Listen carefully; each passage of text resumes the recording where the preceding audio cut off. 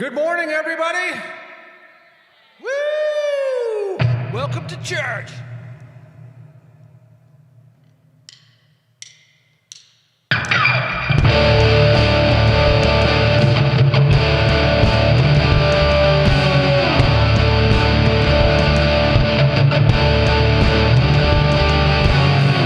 When all I see is the battle, you see my victory.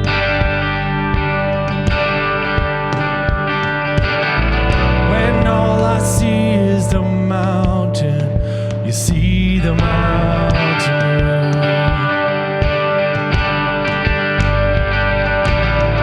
And as I walk through the shadow, your love surrounds me.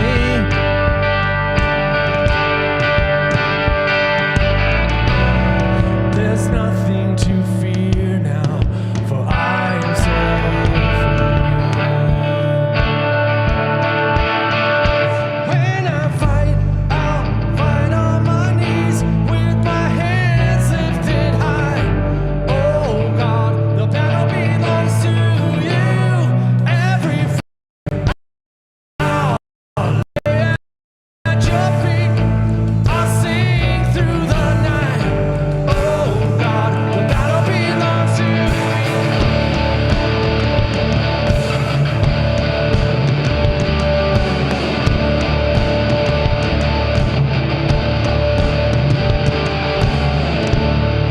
And if you are for me, who can be against me?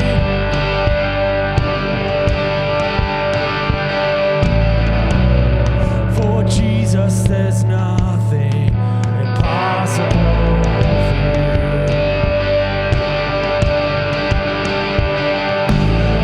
When all I see are the ashes, you see the beauty. When all I see is the cross, God, you see the empty tomb. When I fight, I'll fight on my knees with my hands lifted high.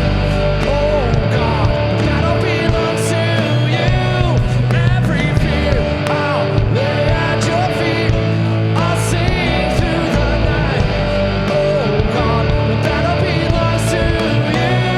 When I fight, I'll fight on my knees with my hands lifted high.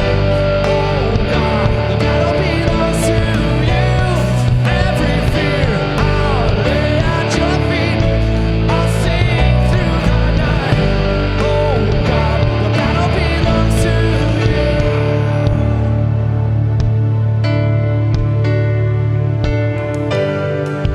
An almighty fortress, you go before us. Nothing can stand against the power of our God. You shine in the shadows, you win every battle. Nothing can stand against the power of our God. An almighty fortress, you go before us. Nothing can stand against the power of our God. You shine in the shadows, you win every battle. Nothing can stand against the power of our God.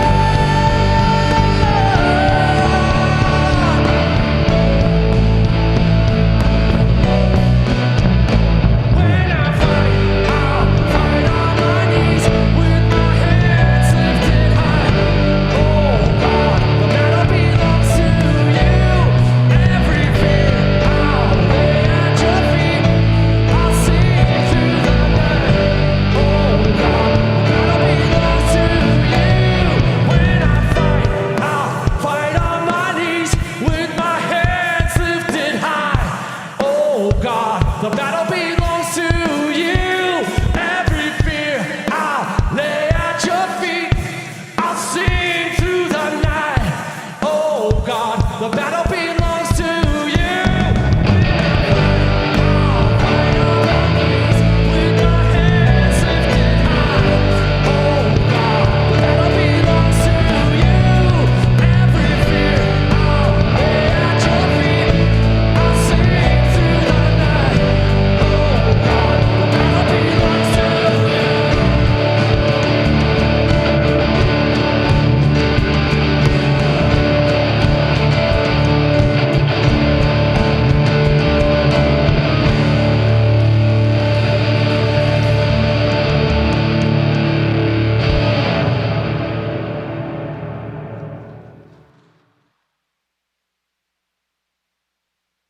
Good morning, Ford Point. How's everyone doing this morning?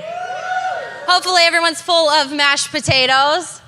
I quite literally felt like a couch potato. I almost finished the entire Matrix series. Any Matrix fans? Oh yeah? Okay. Well, good morning, Ford Point, and welcome whether you're here with us in person or whether you're joining us online. My name is Kylia, and of course, we are all on purpose here at Ford Point. If you're not, I don't know what you're waiting for. Come and join our community. But before I get to that, we do our little mantra. At Ford Point, we are a community of faith, hope, and love, helping people find their purpose. We believe you were born on for a and we want to be a part of that story any way we can. So go ahead and join this community. You can text WELCOME to 315-883-2213. Or if you're sitting in the seats, on the back of some of the seats are the QR codes. You can scan that. Or if you're watching online through our live, you can hit the connect button. And we always do our little jokes. So I don't think we have any Thanksgiving ones in here, but okay. I've heard this one before. Why can't a bicycle stand on its own? Do you know it, Mr. Cameron? Yeah. What is it? Because it was too tired. Was that your joke? Oh, that's Danny's joke? Yeah. If you want to add a joke, we keep them by the popcorn so you can throw a joke in the popcorn bucket. And if you have your phones out, we would love if you would follow and share our Facebook, Instagram, and Twitter, encouraging stuff on there, updates on what's going on. Speaking of updates, tomorrow night is our Into the Neighborhood group. It's at 7 at the Doyle's house. So they like to come up with innovative ways that we can go out into the community and bring out some change. So if you want to get involved with that, you can probably talk to Jimmy, the information center, or if you need more information first, you can go to the Church Center app, and in there we've got all the events. And other events, if you weren't full from mashed potatoes, this weekend we've got our breakfast, so you can be full of waffles and bacon. We've got the men's breakfast is at 9, and the women's breakfast is also at 9, and that's this Saturday. You can find more information through the Church Center app. There's also a sign-up back by Miss Rachel at the info desk. Today, for the WIT ladies, if I can get a shout, we're going to be having it at Mama Skinner's. So if you... Yeah, I think we beat the men's breakfast now. Yeah, we beat the men's breakfast. We've got Mama Skinner. Anyway, if you came prepared to give this morning, there are 4 different ways you can do that. You can go online through the box in the back. You can go to fordpoint.org/give. You can text any amount to the number It's not up there. Something 4321-84321. Yeah, we'll go with that. All right. And you can also download the Church Center app. Find us at Ford Point. And like always, there's the donate in there. There is the events in there, all that stuff. So now we'll continue with our gathering. Thank you.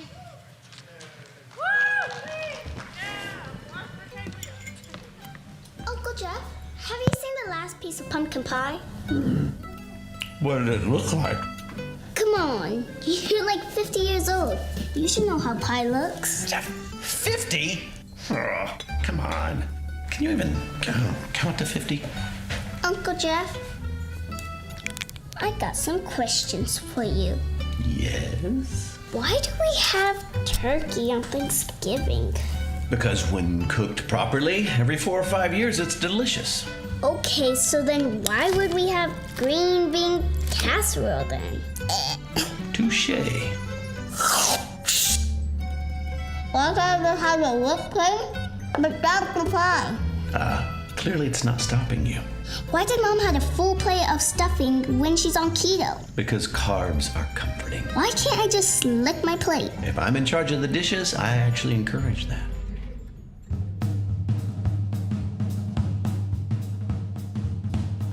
Why are there no unicorns in the Bible? Why am I not allowed to sit close to the TV? Why does water taste different at Nana's house? Why isn't Grandpa allowed to have salt? Why is gravy brown? Why am I not allowed to touch the air freshener? Why does Cooper pick his nose so much? Why does Mom call me by my sister's name? Why do we plant all the time? Why can't I eat grass? Why can't I sit in Dad's chair? Why is Sunday school called Sunday school? Why do cows have 4 stomachs? Why do parents whisper when they get mad? Why do old people write in cursive? Why do babies have no teeth? Why is baseball so boring? Why do fish have no lungs? Why is Thanksgiving before Christmas? I know why. You know why what? I know why Thanksgiving comes right before Christmas. Okay. Tell me. Why does Thanksgiving come right before Christmas? Because it reminds us to be thankful that God sent us Jesus. I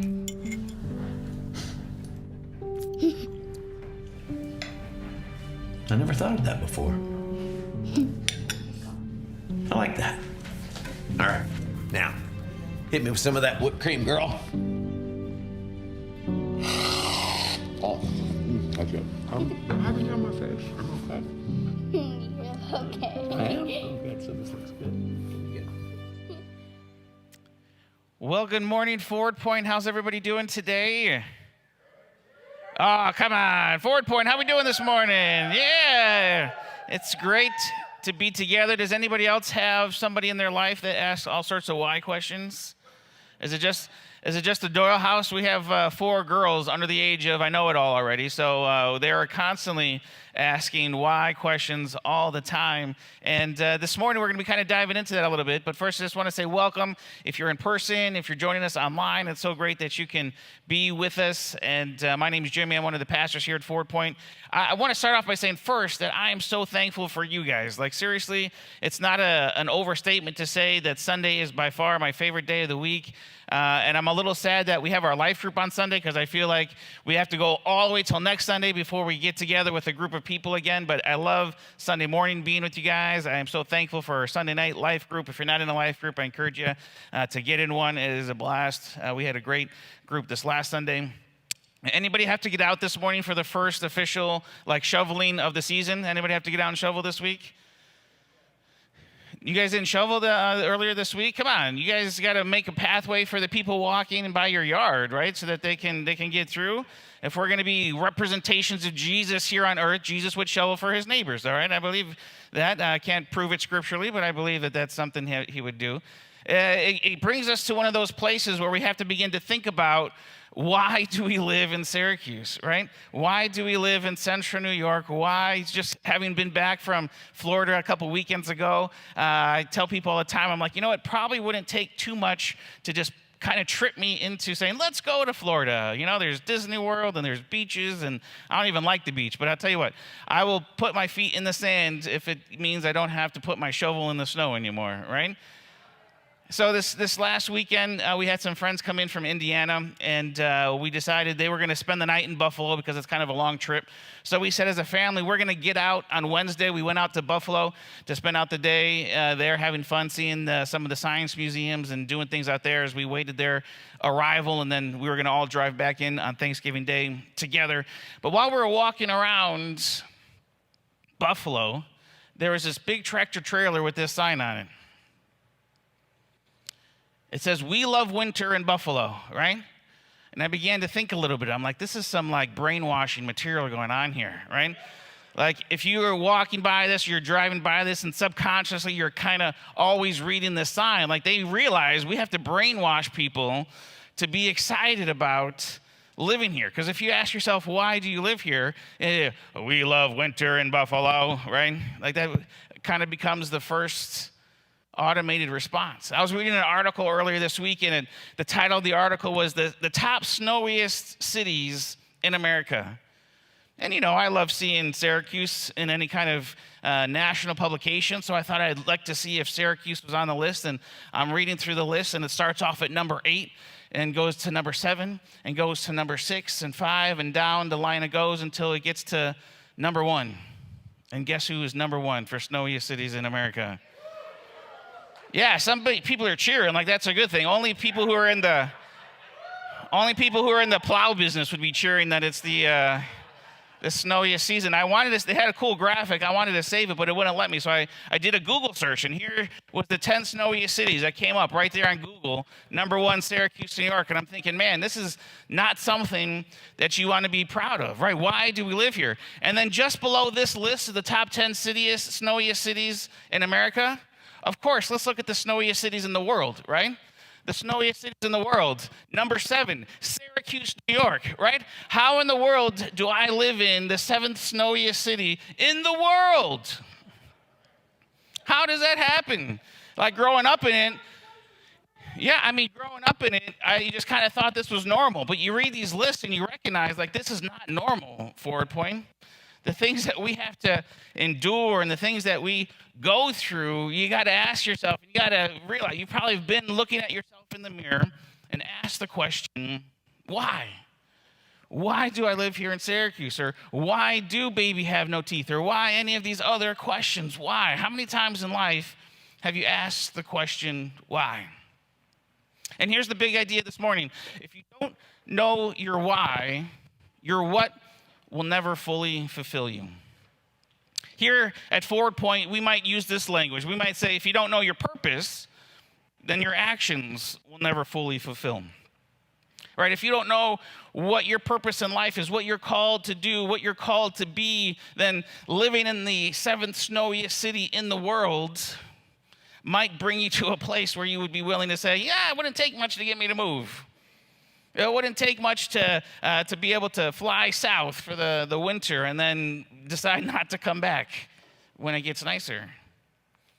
If you weren't here last week, or if you were, we started this series called There Is a Reason. And we're looking at this idea. We started off by saying, a lot of times we don't like pain as human beings. But if we recognize that there is a reason behind the pain, then we'd be willing to endure it. Like we go to the gym, or some of us have a job that is excruciatingly taxing on our body, but we endure it because there's a purpose. We're hoping for that paycheck, or maybe we're hoping for a little bit more in our paycheck and some kind of bonus. And we said last week, if we let him, God will use our pain as preparation for a life of impacting the world. It's not that God causes pain for preparation, but God can use that pain that we go through, whether it be a result of someone else's actions, if it be a result of our own actions. God can take that pain and use it as preparation to help the people around us. But if we tend to look at our purpose, our reason for being here, through our perspective of the pain around us, it can get kind of frustrating. It can feel kind of purposeless. It can kind of feel like, man, if this is all that life is about and following God is about, then, I'm not really sure this is all it's cracked up to be. But if we can flip it, if we can change our perspective and we can see our pain from a perspective of purpose, that God can use this, that God can take this, He can work all things together for the good of those who choose to allow Him to use it as a season of preparing. And we landed last week just honing in on this idea that we need more seasons of our life of just being able to lament, of just being able to be sad, of just being able to be with somebody and crying on their shoulder and not having to have the right words or having the right answers, but just to be able to be there and say, I am sad with you because what you're going through, it is sad. I do believe that God can work this together for the good if we let Him, but first, we just need to get to a place where we can be sad and recognize that this is sad. And maybe even in our gatherings here together, have a little bit more times of it's okay to be sad. Because traditionally, we want people to feel happy and we want them to be able to come back the following week. So it's just happy and celebration and joy. But there's 3 days when Jesus was buried and there was no hope and it was sad. We're going to celebrate. Resurrection is coming. We're going to celebrate, but we need times to lament. So this morning, we're going to be diving into this question of why. Right? There is a reason, and you can, Forward Point, know your why this morning.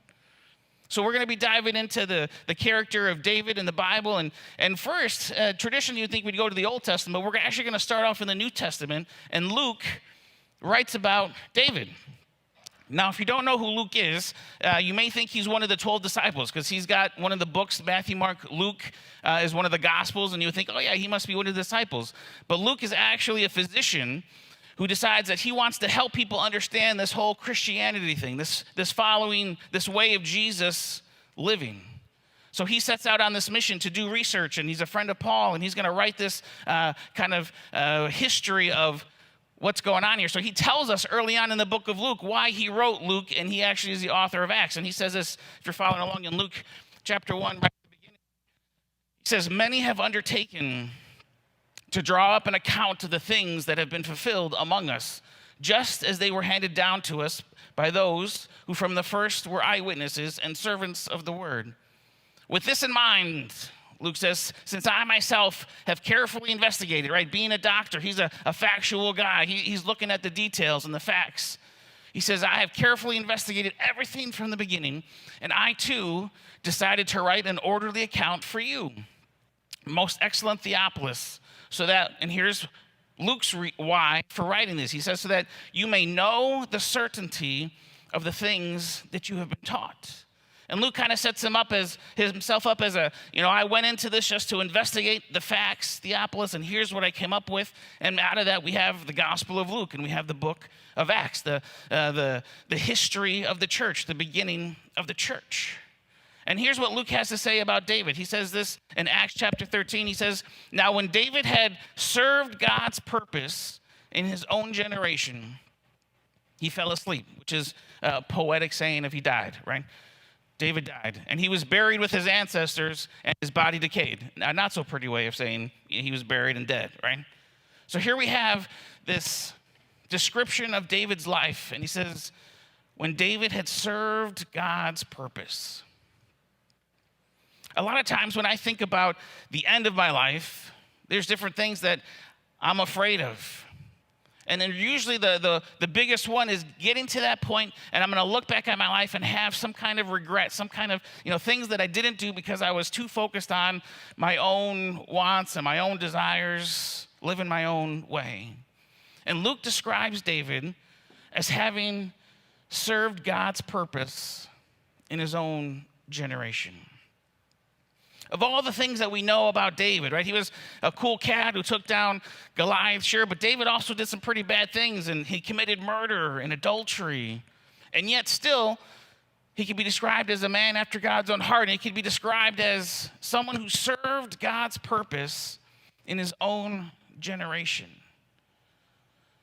See, David knew his why and was fulfilled by his what. So why do we... you think about the different things in our life. Why is it so important to have a why? Because when we know our why, when we know our purpose, then our life can be fulfilled. You think about the last 2 years that we've been doing life in COVID, right? And first COVID, there was the sense of we're just willing to do anything for the sake of the greater good. But now here we are 2 years later, and there's these battles, right? The country is divided in half by this, you gotta wear a mask at all times, and you don't need to wear a mask. And it's fueled by, at the beginning, even the people who said we're in charge, right? Oh, you don't need to wear masks, and now you do need to wear masks. And the reality is, if you just give us the why, the truth, then we're willing to get on board to help. But here we have a season of time where we've just kind of thrown everything out the window and said, we're willing to sacrifice our economy. We're willing to sacrifice all these things for the sake of wearing a mask and to isolate. And you begin to think about now, literacy is through the roof. Kids, my wife is a teacher, and tells me all the time about kids who are years behind in their schoolwork and their grade levels. We think about, and you look in the news and you see alcoholism is on the rise, depression and mental disorders are on the rise, all these things on the rise that, we're fighting one battle, but because we don't have an accurate why, we're losing a different battle. And we're losing a whole different group of people. Over the past few months, there's been this thing called the Great Resignation that has taken place. And if you don't know what the Great Resignation is, it's literally millions and millions of people are walking out of their job monthly because they don't feel fulfilled in their job. Maybe they're not being paid enough. Maybe they don't feel like they're being appreciated enough. Maybe they feel like it's too dangerous, the work that they're doing, whatever the reason. But there's this growing discontentment with people who don't have a why, and the droves and the millions are walking out on their job. The great resignation, because they don't have any purpose. There's no why behind what they're doing. And if we could get to this place where we too could say we served God's purpose in our own generation. So this morning I would like to just dive into some principles of purpose. If you're taking notes, I encourage you to write these down. The first one is this: your purpose isn't for you, but it's for God. Think about when David was anointed as king. He didn't automatically get the position. All of a sudden, he became public enemy number one from the king Saul, and Saul is chasing after David. In the midst of being on the run from King Saul, David wrote these words in Psalms. He said, I cry out to God Most High, to God who will fulfill whose purpose? His purpose for me. In the midst of this, in the midst of I should have this position, I was anointed to be in this position. Here I am in the run, and still being on the run, God's going to have his purpose. I'm following his purpose. It's not for you, Forward Point. It's not for me, Jimmy, but it's for God. It's God's purpose. It's not for a what, but for a who. We think if we can just get the right job, right? That one job that's going to bring in the right amount of money or the right amount of fulfillment. Or maybe if we just got that right relationship, finally was able to get that ring and it just was able to get someone to say yes, then we would be fulfilled. We would have found the right purpose. And a real basic definition of purpose is just original intent. All of us have an original intent. We were designed for an intent. I love Augustine, one of my girls, that she always comes downstairs when she's supposed to be sleeping, and she comes up with some kind of weird invention that she made. And usually it's tin foil wrapped around something that's wrapped around a body part somewhere. And she's like, look what I invented. And we say, oh, that's awesome. What is it? And she begins to tell us the why behind her invention, what it's designed to do. And all of us have an original intent. We look back to the garden last week, and we'll go back there again. In the garden, God made it real simple for us. We're going to walk together in a relationship, God and man. You get to be fruitful and multiply. All right, can I get an amen? Right? We get to have babies and practice having babies. And we get to enjoy the garden. You just get to eat the fruit and be naked and not care. That was our original intent. And really a basic definition of sin is just falling short of our original intent. It's having been designed for one way and choosing to live a different way. And you have to understand, what is my original intent? Because if you don't know your purpose, then your actions are never going to fully fulfill you. And this idea of sin, it really comes from an archery term where, you think about shooting a bow and arrow and you're aiming at a goal, and it's just this idea of you're missing the mark. Your original intent was to be this bullseye, to shoot the arrow and hit the target, the deer, whatever it is that you're aiming for. And the New Testament writers give us this idea that sin is just missing the mark, falling short of our original intent. And we have to know what our original intent is. It's not for us, but it's for God and his purpose. And ever since the fall, we've been in this perversion, this undermining of what it looks like to follow Jesus. And in our current culture, it's very easy. I can follow Jesus on Sunday, but throughout the rest of the week, I just kind of get to do my own thing. I do what I want to do and what suits me. And we're missing the mark. We're missing our original intent. We're forgetting our purpose. We're forgetting our why, that it's not about me, it's not about you, but it's about God.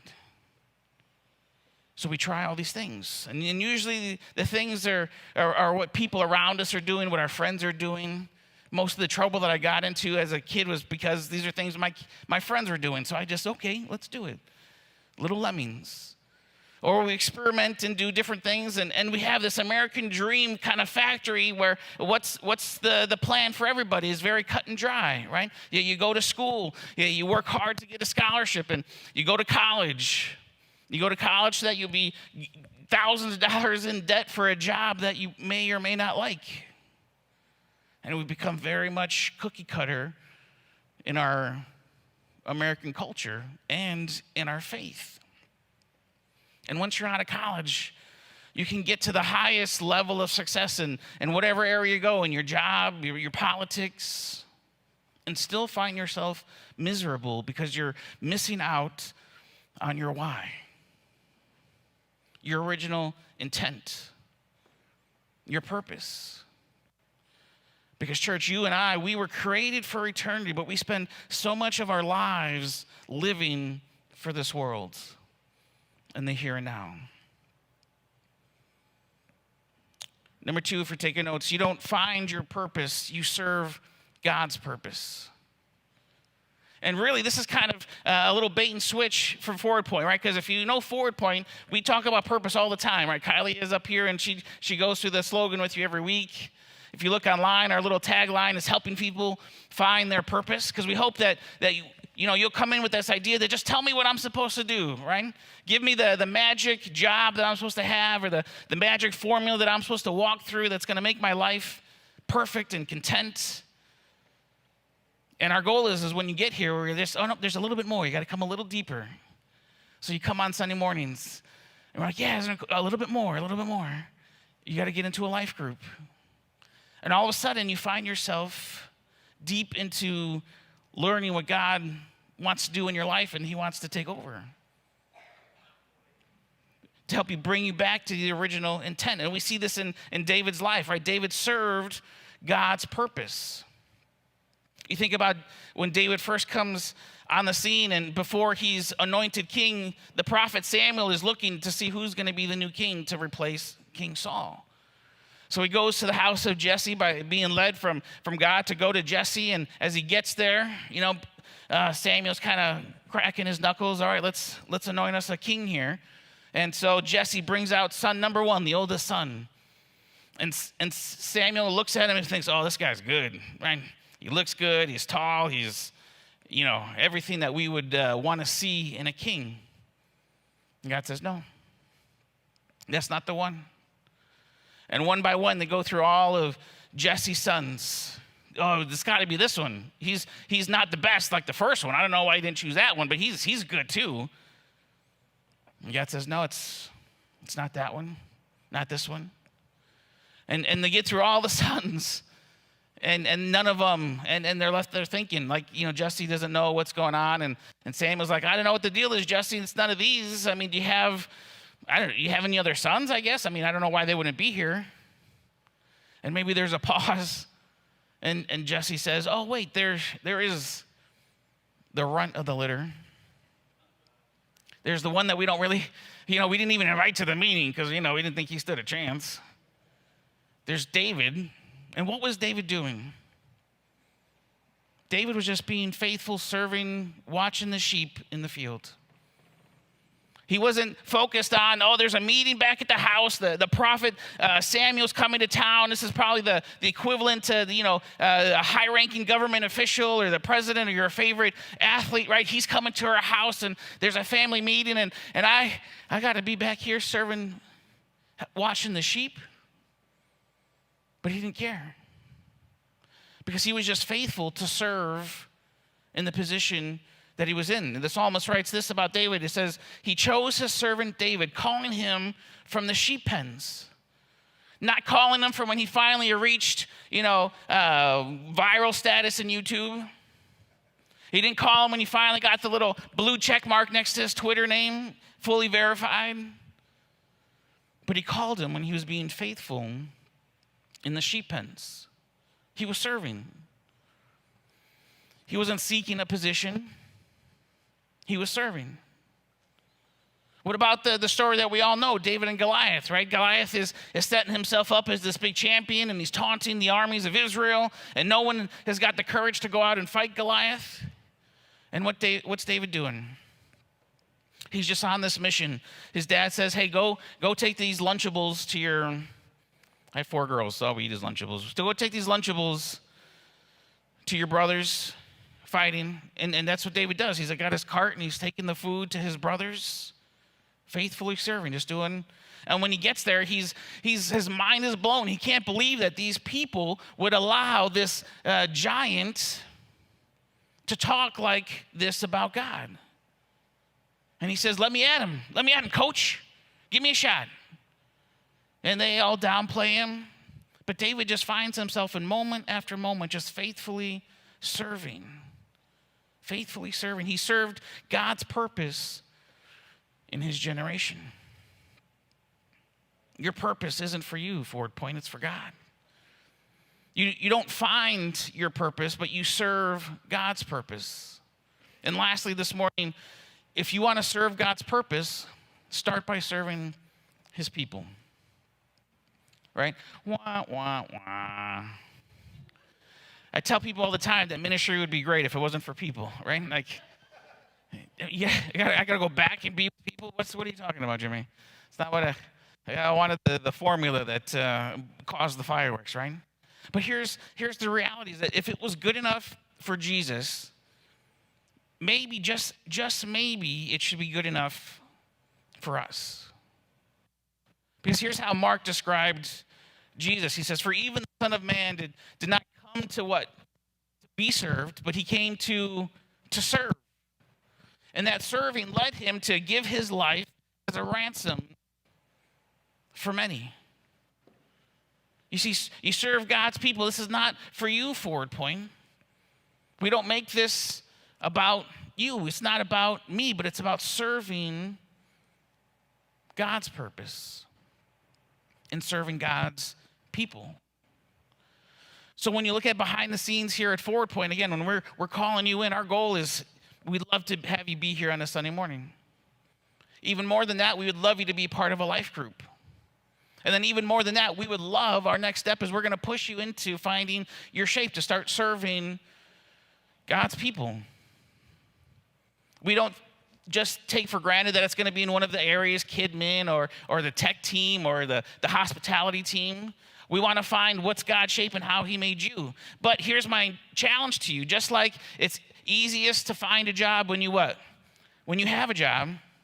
It's a whole lot easier to find your shape when you're serving God's people. So maybe you've been kind of standoffish and you just need to dive in something. Maybe you never considered yourself someone who would be interested in making popcorn. But just start serving God's people and let God take care of the rest. Because as he sees your heart to just be faithfully serving, then is where you can be plucked out of the sheep pen and anointed by God as the next king. Don't make things about you, Forward Point.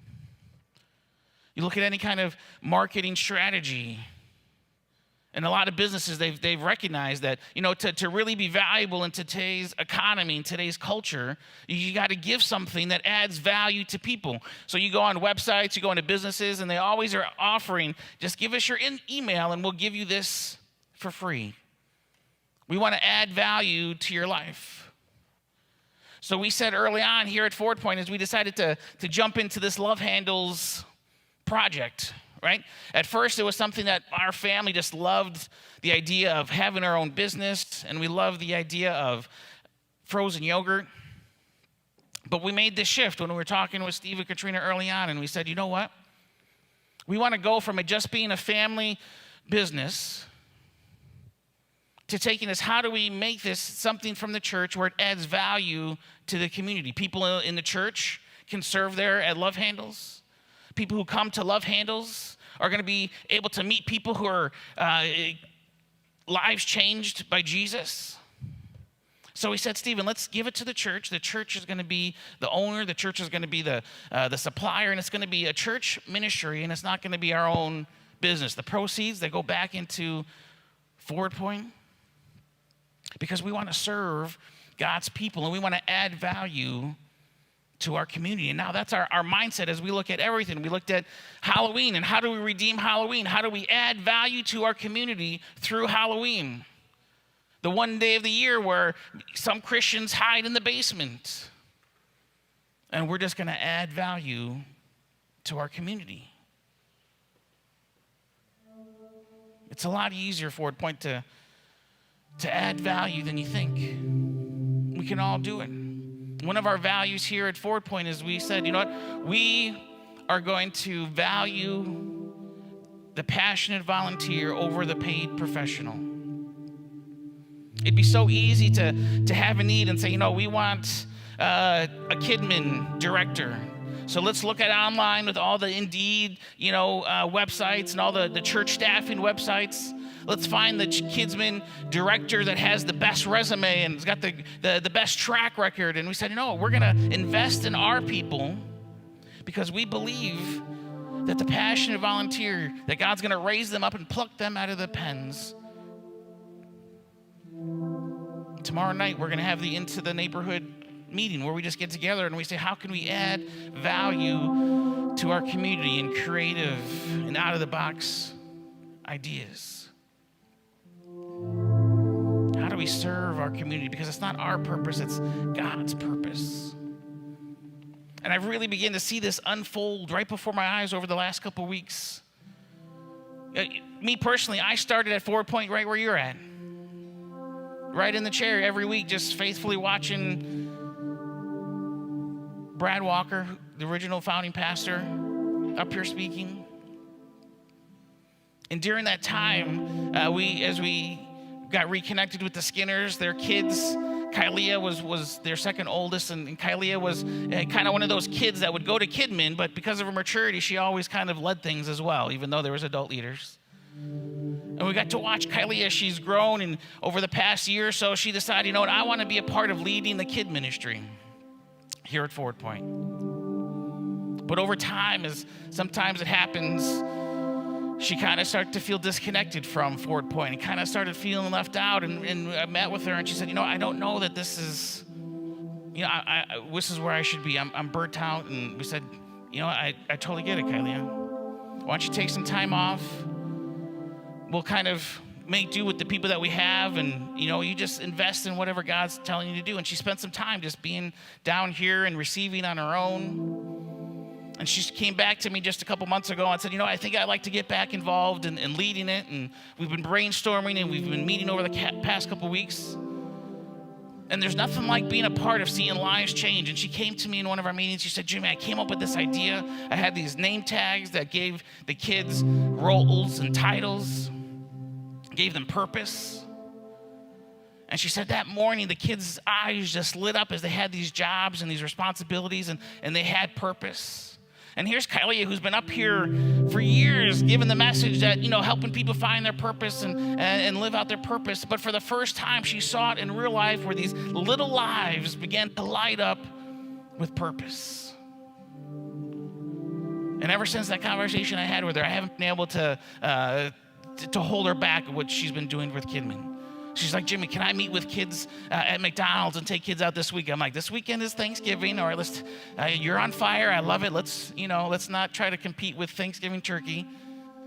But next week, she's going to start taking kids out to McDonald's, and she's got all these ideas because something about serving God's people and seeing the purpose come alive in another human being's life has captivated her heart, and I don't know that she's ever going to be able to go back to anything else. And that's not just for me being a pastor. It's not just for Kylea being the Kidmin director. It's for each and every one of us. It's our original intent. And anytime, church, that we fall short of that, we're missing out. So don't let the enemy rob you of your purpose, of your original intent. David served his purpose in his generation.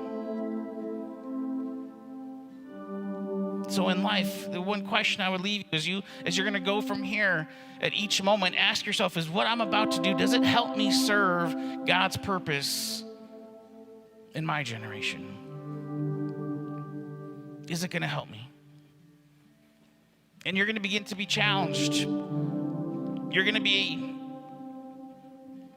challenged to look at some things in a different way and realize that this maybe doesn't need to be a part of my life because it's not helping me serve God's purpose. Or maybe it's adjusting it a little bit. And then you inviting people over. Maybe you love watching Syracuse basketball. And I thought, man, this is such a waste of time. I need to get rid of it. This consumes me. But then I just said, God, every time I watch it, I'm going to make sure that I invite people in to watch it with me. And we're just going to have community as we're watching basketball. And God's taken this thing that at first I thought I was just going to have to give up, and he's redeemed it to make it, we're going to serve God's purpose in our generation. That's my hope for you, and that's God's plan and design for you. Will you pray with me this morning? God, we're so grateful that you are, that we can look to you as being the designer of our lives and know that you work all things together for the good. But God, we've come to this place in life where we're so far away from the target of our original intent. And this morning we look around and we wonder why. And to hear the words there's a reason for it. We've become so far removed from our original intent that even that just sounds so ridiculous and it sounds so outlandish. But this morning we want to come back to a place where we're able to say with all sincerity, with all confidence, that there is a reason, that we'll take time to lament, but we're going to get busy serving your purpose. So we're going to get busy serving God's purpose. So this morning, God, I pray that you would help all of us to get to a place where we just start getting busy serving God's people. God, take us to a place where if it's getting, just choosing to take a step this morning to get involved in something, or saying I need to get involved in something, or to start something in our neighborhood, to start something in our school, to start something in our workplace, God, that we're just going to get busy serving your purpose and serve your people. So God, give us creativity, give us passion, give us the hunger to do these things, God. We pray as we continue on with our gathering this morning that you would just begin to give us all sorts of ideas, that our eyes would come alive at just the mere thought of what it is that you have planned for us, that that what you could do through us, just that the potential would just begin to stir up inside of us as we realign ourselves back to your original intent for our lives, God. We just pray that you would have the rest of this morning.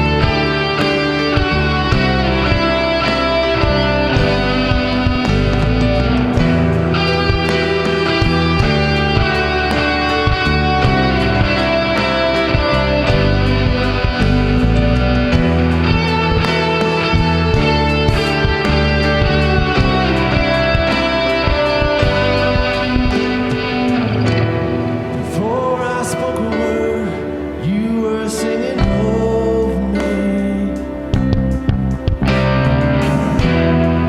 You have been so, so good to me.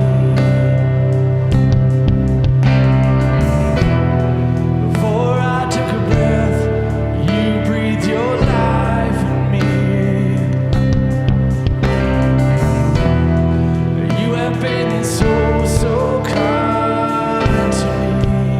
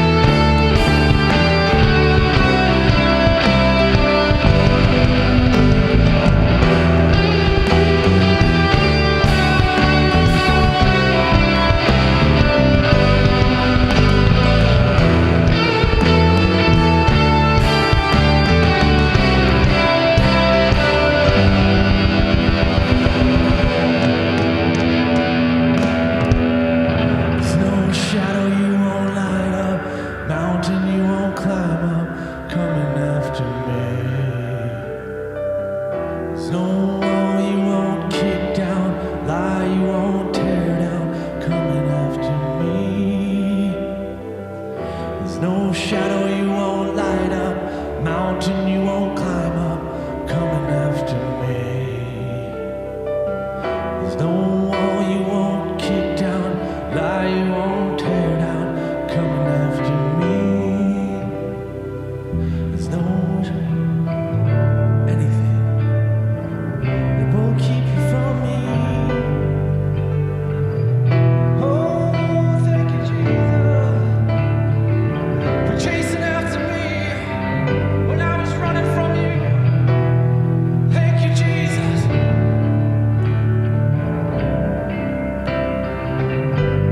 For walking with me.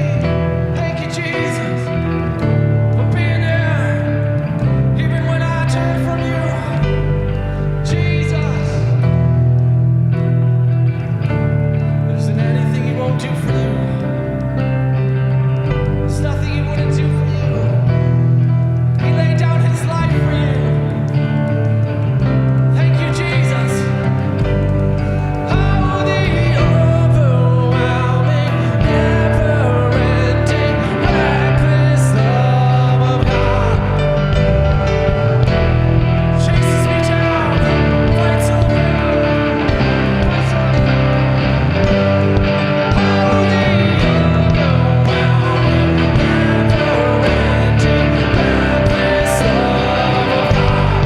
Oh, it chases me down, fights till I'm found, leaves and hiding out. I couldn't earn it, I don't deserve it. Still, you give yourself away. Oh, the overwhelming, never-ending, reckless love of